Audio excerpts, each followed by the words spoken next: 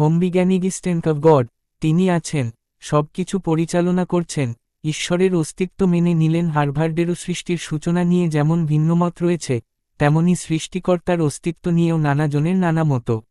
বিজ্ঞানসম্মত কার্যকারণী ক্ষেত্রে স্বীকৃত হলেও হার্ভার্ডের বিজ্ঞানী এবার ঈশ্বরের অস্তিত্বের পক্ষে সওয়াল করলেন। জানালেন, ঈশ্বরের অস্তিত্বের প্রমাণ আছে তার কাছে। ঈশ্বরের অস্তিত্বের প্রমাণ হিসেবে গাণিতিক সূত্রও তুলে ধরলেন। ডক্টর উইলি শুন একজন জ্যোতির্পদার্থবিদ তথা অ্যারোস্পেস ইঞ্জিনিয়ার। হার্ভার্ড অ্যান্ড শিক্ষণ সেন্টার ফর অ্যাস্ট্রোফিজিক্সকে দীর্ঘ সময় কর্মরত ছিলেন তিনি। টাকের কার্লসন নেটওয়ার্ককে দেওয়া সাক্ষাৎকারে ঈশ্বরের অস্তিত্বের সপক্ষে নিজের মতামত তুলে ধরেন তিনি। বলেন, আমাদের জীবনকে সর্বদা আলোকিত করে চলেছে কিছু শক্তি। ঈশ্বর আমাদের এই আলো দিয়েছেন, যথাসাধ্য সেই আলোকে অনুসরণ করতে পারি আমরা। মাধ্যাকর্ষণ শক্তি একটু দুর্বল হলেই গ্রহের সৃষ্টি হতো না, আবার একটু বেশি হলে গ্রহ কৃষ্ণগহ্বরে পরিণত হতো।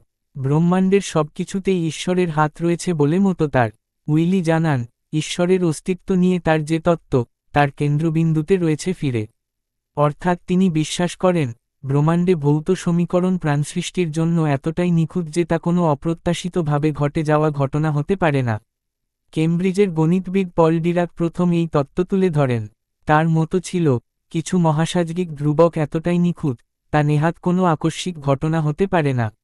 1963 সালে ডিরাক লেখেন, প্রকৃতির মৌলিক বৈশিষ্ট্যগুলির মধ্যে অন্যতম হল, মৌলিক ভৌত সমীকরণগুলিকে গাণিতিক সূত্রের নিরিখে অত্যন্ত সুন্দর ও বলিষ্ঠভাবে বর্ণনা করা হয়েছে, যা বোঝার জন্য গণিতের যথেষ্ট জ্ঞান থাকতে হবে। প্রকৃতির গঠন অত্যন্ত সুন্দর, এটা মানতেই হবে। কেউ বলতেই পারেন যে ঈশ্বর আসলে গণিতবিদ, অত্যধিক উন্নত গণিত প্রয়োগ করে ব্রহ্মাণ্ড তৈরি করেছেন তিনি। সৃষ্টিকর্তাকে নিয়ে বিজ্ঞানীদের কৌতূহল আজকের নয়। বিজ্ঞান ও ধর্মবিশ্বাসের মধ্যে কোনো যোগ না থাকলেও ব্রহ্মাণ্ডের সৃষ্টিরহস্য উদ্ঘাটন করতে গিয়ে বারবার সৃষ্টিকর্তার ভূমিকা নিয়ে আলোচনা হয়েছে। এমনকি স্টিফেন হকিং পর্যন্ত সেই নিয়ে মুখ খুলেছিলেন। নিজের অসুস্থতা নিয়ে শেষ বই brief answers to the big কোয়েশ্চেন্সতে হকিং লেখেন, আমার মতো প্রতিবন্ধীরা ঈশ্বরের অভিশাপের ফলে দুর্দশা ভোগ করছেন বলে বহু শতাব্দী পর্যন্ত বিশ্বাস করতেন মানুষজন।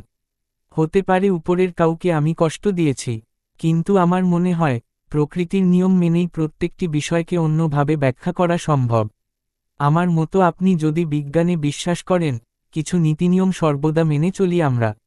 এই নীতিনিয়ম ঈশ্বরের বলা যেতে পারে, কিন্তু তা ঈশ্বরের সংজ্ঞা, তার অস্তিত্বের প্রমাণ নয়। পরজন্ম নিয়ে হকিং লেখেন, আমাদের প্রত্যেকের নিজস্ব ভাবনা রয়েছে। আমার ভাবনা হল, ঈশ্বর বলে কিছু নেই।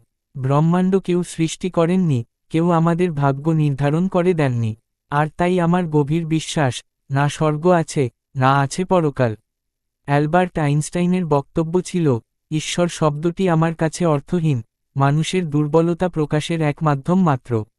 বাইবেল সম্পর্কে তার মতো ছিল, সেটি প্রাচীন কিংবদন্তিদের নিয়ে রচনা করা কাহিনী।